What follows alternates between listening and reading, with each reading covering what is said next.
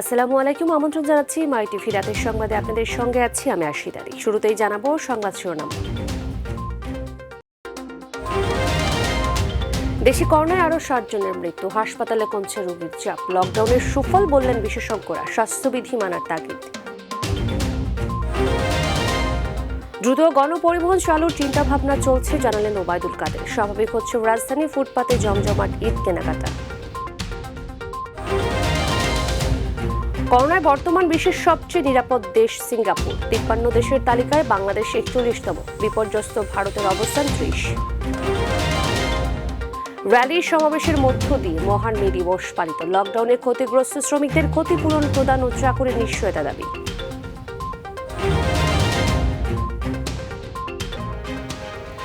বলছিলাম সংবাদ শিরোনামগুলো, এবারে বিস্তারিত। দেশে করোনায় আক্রান্ত হয়ে একদিনে আরও 60 জনের মৃত্যু হয়েছে। এ নিয়ে মৃতের সংখ্যা বেড়ে দাঁড়ালো 11,510 জনে। আর একদিনে 1,452 জনের মধ্যে করোনা সংক্রমণ ধরা পড়েছে, যা 6 সপ্তাহের মধ্যে সর্বনিম্ন। এর আগে একদিনে এর চেয়ে কম রোগী শনাক্ত হয়েছিল 14ই মার্চ, 1,159 জন। স্বাস্থ্য অধিদপ্তর জানিয়েছে, গত 24 ঘন্টায় 15,117 জনের নমুনা পরীক্ষা করা হয়েছে। পরীক্ষা বিবেচনায় আক্রান্তের হার 9.6।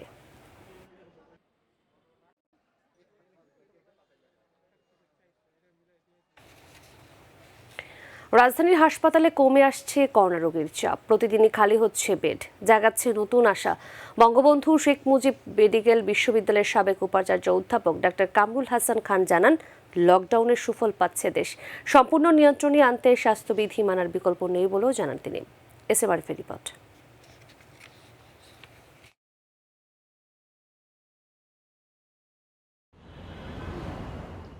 রাজধানীর কুর্মিটোলা জেনারেল হাসপাতালে কয়েকদিন আগেও ছিল করোনা রোগীর ভীষণ চাপ। ভর্তির জন্য অপেক্ষা কিংবা শয্যা না পেয়ে ফিরে যাওয়ার দৃশ্য চোখে পড়ত হরহামেশা। বর্তমানে বদলে গেছে দৃশ্যপট। হাসপাতালে কমেছে ভর্তিচ্ছু রোগীর চাপ। 300 শয্যার মধ্যে খালি পড়ে আছে 50-এর অধিক বেড। ফর্মগুলো ফিল আপ করছি, এখনো কাজ কি বসায় রাখছে, অনেকক্ষণ ধরে ভর্তি নিবে। 6 দিন হয়েছে ভর্তি হয়েছে। আমি আসছিলাম খাবার নিয়ে একটু দেখতে। করোনা পরীক্ষা করতে আসা মানুষের সংখ্যাও কমেছে। হালকা ব্যথা ছিল আর একটু ঠান্ডা ছিল, আর ওই মাঝে মধ্যে একটু জ্বর আসতো। একটা নাপা খেয়েছি, চলে গেছে। তারপরেও একটু সন্দেহ থেকে টেস্ট করা। সরকারিভাবে 100 টাকা আর বেসরকারিভাবে 3,500 টাকা, এটা আসলে অনেক বড় একটা ডিফারেন্স। একই চিত্র রাজধানীর সব হাসপাতালেই। হাসপাতালে করোনা রোগীর চাপ কমার বিষয়টিকে ইতিবাচক বলেই মনে করেন বঙ্গবন্ধু শেখ মুজিব মেডিকেল বিশ্ববিদ্যালয়ের সাবেক উপাচার্য। লকডাউনের একটা সুফল আমরা পাচ্ছি। হাসপাতালের চাপটা যেহেতু কমেছে, মৃত্যুর সংখ্যাটা কমে যাবে।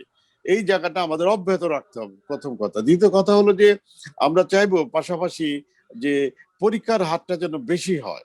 এই জায়গাটায় মানুষের মধ্যে এক ধরনের অনীহা আছে। পাশাপাশি আবার লকডাউনেরও কিছু যাতায়াতের অসুবিধা। ধারাবাহিকতা ধরে রাখতে সবাইকে স্বাস্থ্যবিধি মেনে চলার তাগিদ দেন অধ্যাপক ডাক্তার কামরুল হাসান খান। মানুষ বেরিয়ে তারা বিভিন্ন কাজকর্মে যাবে, এটা কিন্তু খুব বড় সমস্যা না। সমস্যা হলো যে আমরা সকল ক্ষেত্রে স্বাস্থ্যবিধিটা মানাতে পারছি কিনা। এই স্বাস্থ্যবিধি মানিয়ে যে অনেক দেশ আছে যারা স্বাস্থ্যবিধি দিয়েই কিন্তু করোনা সংক্রমণ নিয়ন্ত্রণ করেছে। সাধারণ শয্যা খালি থাকলেও এখনও রাজধানীর হাসপাতালে আইসিইউ বেড নিয়ে রয়েছে সংকট।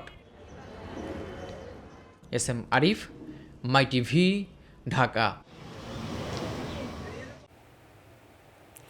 ঈদকে সামনে রেখে চলমান লকডাউনের পর গণপরিবহন চালুর চিন্তা ভাবনা করছে সরকার, এমনটাই জানিয়েছেন সড়ক পরিবহন ও সেতুমন্ত্রী ওবায়দুল কাদের। এদিকে করোনা সংক্রমণ ঝুঁকি উপেক্ষা করে স্বাভাবিক হচ্ছে রাজধানী। নগরীর রাস্তায় দাপিয়ে বেড়াচ্ছে রিকশা, সিএনজি, অটো ও প্রাইভেট কার। আরও জানাচ্ছেন রাকিব হাসান।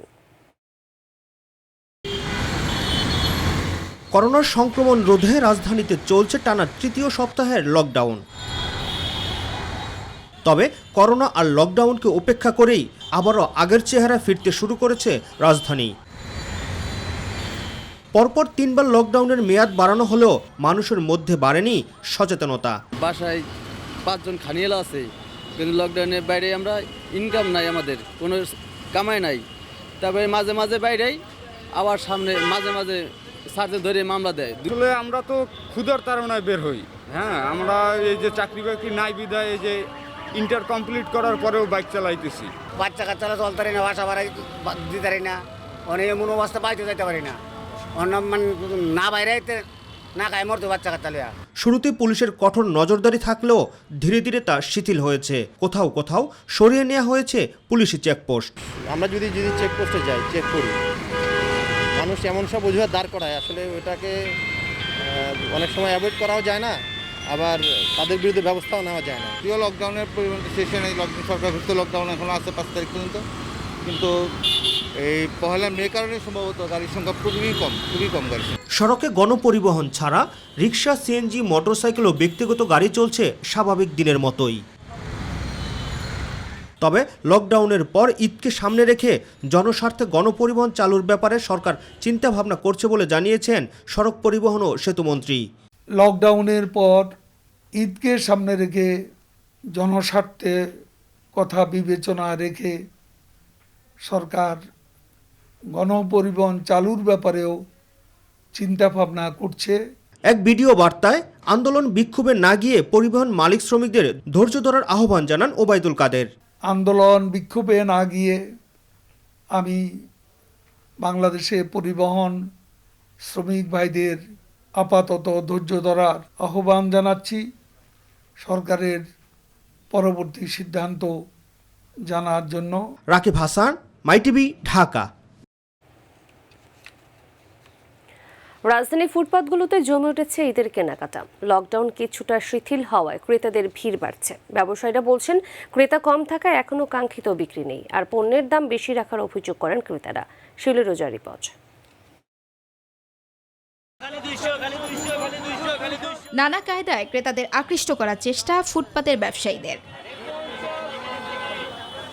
অনেকেই ঈদকে সামনে রেখে সাজিয়েছেন পসরা। কম দামে সব পণ্য পাওয়া যায় বলে ফুটপাতের দোকানে ভিড় করছেন নিম্ন ও মধ্যবিত্তরা। রাজধানী নিউ মার্কেট, গাউসিয়া, চাঁদনী চকের ফুটপাতে মূলত বসেছে ঈদ কেন্দ্রিক পোশাকের বাজার। এখনও ক্রেতার চেয়ে দর্শনার্থী বেশি। মার্কেটে আজকে প্রথম আসলাম, তেমন বুঝতে পারতেছি না। হিজাব নিব, আর কিছু বাচ্চাদের কাপড় চোপড় নিব। দূরের কাস্টমার না আইতে বললে তাহলে মার্কেটে আলোচনা কেনাকাটা হবে না। এখানে যারা এলাকায় বিক্রি আছে তারাই শুধু কেনাকাটা করতে আসতেছে, যারা দূরের আছে তারা কিন্তু কেনাকাটা করতে আসতেছে না। 20 রোজার পর বেচা বিক্রি ভালো হওয়ার আশা ব্যবসায়ীদের। মানুষের আর্থিক অবস্থা তো খারাপ, সে অনুযায়ী তো ফুটপাতের মান একটু কম হইলে ভালো হয় আমাদের জন্য।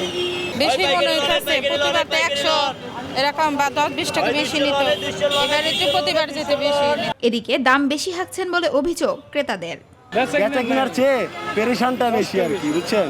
মানুষের পকেটে টাকা কম মনে হয়, টাকা নাই, কিভাবে কিনবো, বুঝছেন না। আগের মতো বেচা কিনে নাই হচ্ছে, আপনার এই যে লকডাউনের কারণে গাড়ি ঘোড়া বন্ধ থাকার কারণে বেচা কিনে আগের থেকে অনেক কম।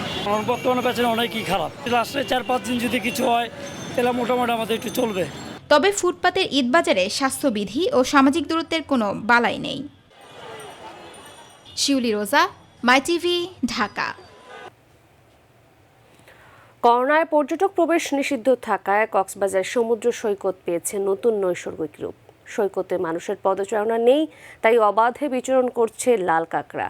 আর নতুন পত্রপল্লব ফুলে ফুলে সেজেছে প্রকৃতি। ঝাউবন সহ আশেপাশে ডানা মেলে উঠছে ঝাঁকে ঝাঁকে পাখি। প্রতিনিধি এম সাইফুল ইসলামের রিপোর্ট, জানাচ্ছেন নূর মাহমুদ। বিশাল জলরাশির ঢেউয়ের সঙ্গে লাল কাঁকড়াদের লুকোচুরি, নির্ভয়ে ছুটে চলা আর সৈকত জুড়ে বিচরণ। পাখিরাও উড়ে আসছে ঝাঁকে ঝাঁকে, মুক্ত আবেশে মাঝে মধ্যেই খেলছে ডলফিন। সেই সাথে প্রকৃতিও যেন সেজেছে নতুন পত্রপল্লব আর নানা ফুলের রঙে।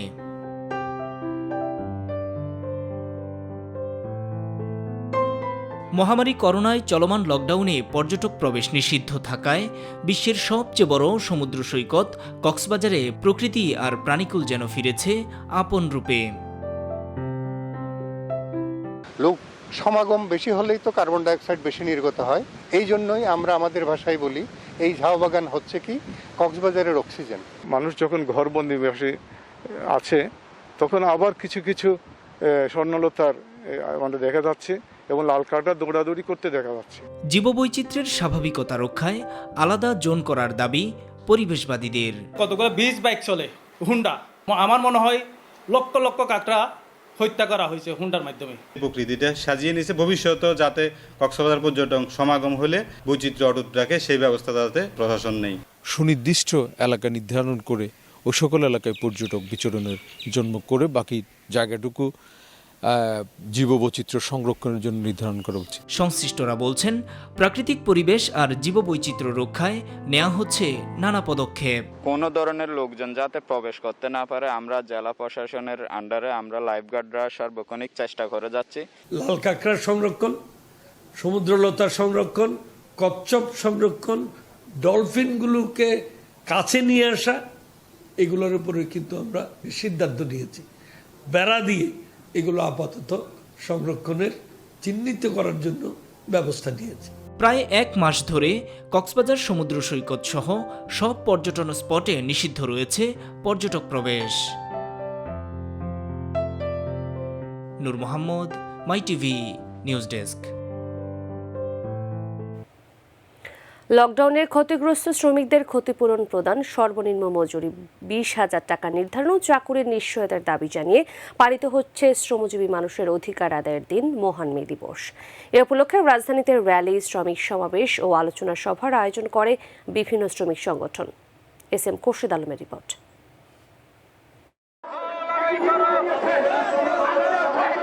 1886 সালের মে মাসে যুক্তরাষ্ট্রের শিকাগো শহরে হে মার্কেটের শ্রমিকরা 8 ঘন্টা কাজের দাবিতে জীবন দিয়েছিলেন।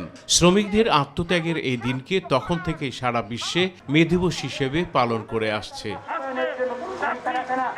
মে দিবসে দেশের বিভিন্ন শ্রমজীবী সংগঠন শ্রমিকদের ন্যায্য দাবি আদায়ে র্যালি, শ্রমিক সমাবেশ ও আলোচনা সভার আয়োজন করে।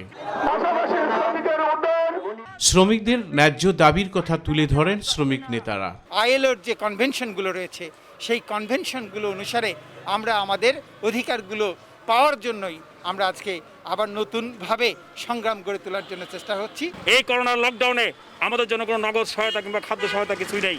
আমরা কিভাবে জীবনযাপন করছি, আমরা কিভাবে বেঁচে আছি, এটা দেখার মতো রাষ্ট্র, সরকার, মালিক কেউ নেই। তারা জানান বিভিন্ন সময় বিভিন্ন সরকারের উদাসীনতায় দেশের শ্রমিকরা ন্যায্য অধিকার থেকে বঞ্চিত হচ্ছে। আজকের এই মহান মে দিবসে আমরা সকলের প্রতি কৃতজ্ঞতা জানাই যারা নাকি এই দিনে শ্রমিকরা আত্মত্যাগ দিয়েছে। মে দিবসের যে মূল বিষয় ছিল এমন একটা মজুরি চাই যা দিয়ে শ্রমজীবী মানুষ তার সংসার নির্বাহ করতে পারবে। বলে 8 ঘন্টা কর্মদিবসের অন্তরালে যে ন্যায্য মজুরির দাবি ছিল সেই দাবি বাস্তবায়ন করবারও আমরা আহ্বান জানাই। মহামারী করোনা ও সর্বাত্মক লকডাউনে ক্ষতিগ্রস্ত শ্রমিকদের জন্য ক্ষতিপূরণ ও প্রণোদনা দেওয়ার দাবিও জানান শ্রমিক নেতারা। আমরা এই দিবসে দাঁড়িয়ে সরকারের কাছে দাবি করব শ্রমিকদের দাবি দেওয়া মেনে নেওয়ার জন্য। এই লকডাউনে যারা অসহায় অবস্থায় আছে, নিরন্ন ভুভুক্ষ মানুষ, তাদেরকে খাদ্য সহায়তা এবং অর্থনৈতিক সহায়তা দেওয়ার জন্য। যেই রাষ্ট্রের যেহেতু তার উন্নয়নে আমরাই মূল ভূমিকা পালন করি, এর যে উন্নয়ন সেই উন্নয়নেরও মূল সুবিধা আমাদেরই পাওয়া উচিত। এস এম খোরশেদ আলম, মাই টিভি, ঢাকা। মহান মে দিবস শ্রমিকদের অধিকার আদায়ের দিন। বিশ্বের অন্যান্য দেশের মতো বাংলাদেশেও দিবসটি পালিত হচ্ছে। শ্রমিকদের স্বার্থ সংরক্ষণ এবং কর্মক্ষেত্রে নিরাপত্তা নিশ্চিত করার পদক্ষেপের দাবি জানিয়েছেন শ্রমজীবীরা। আর ট্রেড ইউনিয়ন অধিকার এবং মে দিবসে ভাতার সহ অন্য সুযোগ সুবিধা দেওয়ার দাবি জানিয়েছেন শ্রমিক নেতারা। জাহিদ আহমেদ বাবু রিপোর্ট। শ্রমজীবী মানুষের অর্জনের সাফল্য গাথা একটি দিন। 1886 সালের এই দিনে যুক্তরাষ্ট্রের শিকাগো হে মার্কেটে 8 ঘন্টা কাজের দাবিতে আন্দোলনরত শ্রমিকদের স্মরণে বিশ্বজুড়ে পালিত হয় আন্তর্জাতিক শ্রম দিবস। চলমান লকডাউন ও করোনা মহামারীর সময়ে এবারের প্রেক্ষাপট ভিন্ন, তাই তো মে দিবসে নীরবে কাজ করে চলেছে শ্রমজীবী মানুষ। বিশ্বব্যাপী দিবসটি স্মরণ করলেও খেটে খাওয়া শ্রমজীবী মানুষ জানেই না মে দিবস কি, তাই তো এদিনেও তারা কাজ করে জীবিকার প্রয়োজনে। আজকে মে দিবস কি আমরা জানি না, আমরা পেটের দায়ে কাজ করি, কাজ করে বেঁচে চালাইতে হয়, কাজ না করলে খাইতে পারবো না। মে দিবস বলতে কি আমি কিছু জানি না, আমরা বুঝি আমাদের পেট দিবস, আমরা পেটের জন্যই কর্ম করি। শ্রমিক যদি হয় শিল্পের হাতিয়ার, তবে অবশ্যই শ্রমিকদের স্বার্থ রক্ষা ও সুযোগ সুবিধা প্রদানে সরকার ও শিল্প মালিকদের এগিয়ে আসতে হবে। সংসার আছে, আমাদের ছেলে মেয়েদেরকে নিয়ে চলতে হয়, আমরা কোনো সুযোগ সুবিধাই পাচ্ছি না, এটাকে আমরা মে দিবস বলি। আমার কাছে মনে হয় যে আমরা এখনো ন্যায্য অধিকার ফিরে পাই না। আমাকে দাবি যে আমাকে যেন বেতন বোনাস ঠিকমতো দেওয়া হয়। শ্রমিকদের অধিকার আদায়ে সকল শ্রমিকদের ঐক্যবদ্ধ হওয়া জরুরি বলে মনে করেন সড়ক পরিবহন শ্রমিক ফেডারেশনের সাধারণ সম্পাদক। বাংলাদেশের শ্রমিকদের কোনো পরিবহন শ্রমিকদের নিয়োগপত্র নাই, শ্রমিক বেতন ভাতা নাই, আজকে তারা মানবেতর জীবনযাপন করছে। পাশাপাশি তাদের সচেতন করে তুলতে ট্রেড ইউনিয়ন অধিকার প্রতিষ্ঠা এখন সময়ের দাবি বলেও জানান ওসমান আলী। আজকে বাংলাদেশে সহ সারা পৃথিবীর শ্রমিক উপেক্ষিত। এই শ্রমিকরা রক্ত দিয়ে মে দিবস দাবি এনেছিল, কিন্তু আজকে শ্রমিকরা কোনো দাবি পাচ্ছে না। আজকে সারা দুনিয়াতে বুর্জুয়া শ্রেণী শ্রমিকদেরকে শোষণ করছে, তারা আজকে তাদের পরিবার পরিজন নিয়ে মানবেতর জীবনযাপন করতেছে। শ্রমিকরা শিল্পের প্রাণ, তাদের নিরাপদ কর্মস্থল এবং যথাযথ মূল্যায়ন নিশ্চিত করা গেলে কাজে মনোযোগ বাড়বে উৎপাদন এবং বাঁচবে শিল্প, আর এর মাধ্যমে এগিয়ে যাক দেশ, এমনটাই প্রত্যাশা সবার।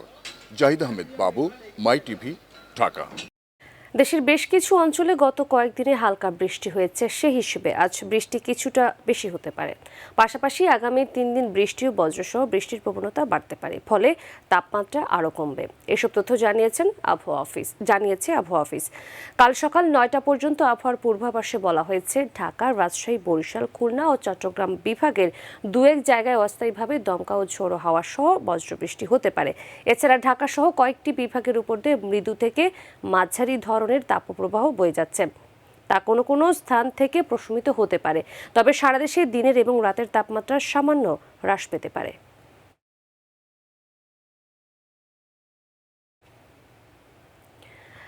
রাজধানী মোহাম্মদপুরের ইফতার বাজার জমজমাট। পেঁয়াজ ও বেগুনি ও চপের সঙ্গে হালিম, জিলাপি, দইবড়া, খাসি ও গরুর চাপ সহ রকমারি ইফতারের পসরা সাজিয়ে বেচাকেনা করছেন ব্যবসায়ীরা। স্বাস্থ্যবিধি মেনেই চলছে বেচাকেনা।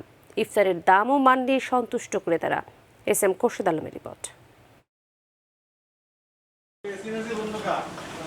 পেঁয়াজু, বেগুনি, চপের পাশাপাশি হালিম, জিলাপি, দইবড়া, গরু, খাসির চাপ সহ রকমারি ইফতার সামগ্রীর পসরা সাজিয়ে বসেছেন রাজধানীর মোহাম্মদপুর এলাকার দোকানদাররা।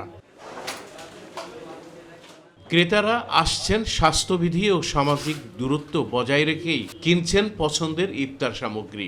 এখানে যে জিলাপিটা হয় রেশমি জিলাপি, আর বিশেষ করে ফালুদাটা, এই দুটাই বেশি ফেভারিট আর কি। স্বাদে বৈচিত্র্য আনতেই বৈচিত্র্যময় ইফতার কিনতে আসার কথা জানান তারা। বাসাতে স্পেশাল সব কিছু বানানো হয় না, তার মধ্যে বাইরে কিছু নেওয়ার জন্য এখানে আসে। দাম ও মান নিয়ে ইতিবাচক প্রতিক্রিয়া জানান ক্রেতারা। ওদের নিট অ্যান্ড ক্লিননেসটা বেশ স্বাস্থ্যসম্মতভাবে এরা করতেছে, দাম সহনীয় পর্যায়ে। বেচাকিনা মোটামুটি ভালোই বলে জানালেন ব্যবসায়ীরা। খাবারের মান ইনশাল্লাহ অনেক ভালো।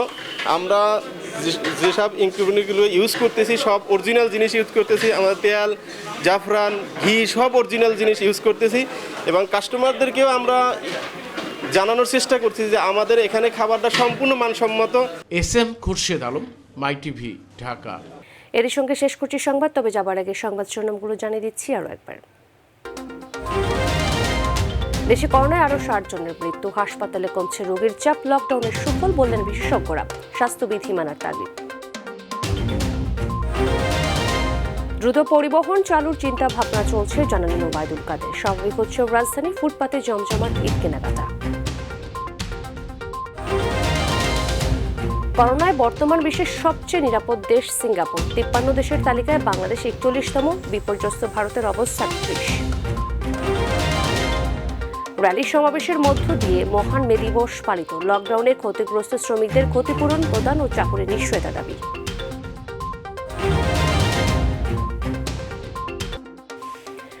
প্রিয় দর্শক, ধন্যবাদ সাথে থাকার জন্য। পরবর্তী সংবাদ রাত 9:30 দেখার আমন্ত্রণ জানিয়ে বিদায় নিচ্ছি আমি আরশিদা। প্রিয় দর্শক, করোনা সংক্রমণ রোধে সবাই সতর্ক থাকুন, স্বাস্থ্যবিধি মেনে চলুন। আল্লাহ হাফেজ।